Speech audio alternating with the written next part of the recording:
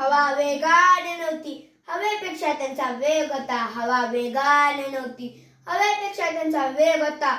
अन्याय लढण्याचा इरादा त्यांचा नेक होता. अन्याय लढण्याचा इरादा त्यांचा नेक होता. असा जिजाऊंचा शुभा लाखात नाही तर जगात एक होता. लाखात नाही तर जगात एक होता. सन्मान्य व्यासपीठावर मान्यवर व माझ्या बालमित्रांनो, मी शिवराज जाधव सरांना माझा नमस्कार.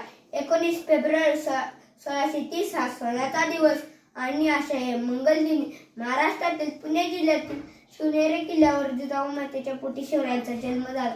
त्यांच्या वडिलांचे नाव शहाजीराजे व त्यांच्या आईचे नाव जिजाऊ होते. शिवाजी महाराजांनी वयाच्या 14 वर्षी स्वराज्याचे स्वप्न मनाशी बाळगले. रायरेश्वराच्या मंदिरात जीवाला जीव देणाऱ्या मावळ्यांसोबत गुलामगिरी नष्ट करून स्वराज्य स्थापनेची शपथ घेतली. स्वराज्याची निर्मिती करणे काही सोपी गोष्ट नव्हती. त्यावेळी सर्वत्र गुलामगिरी होती आणि समोर होते बलाढ्य शत्रू. अनेक मावळ्यांनी आपले प्राण पणाला लावले. अनेक शूर मावळ्यांनी शूरांना साथ दिली आणि हिंदवी स्वराज्याची निर्मिती झाली.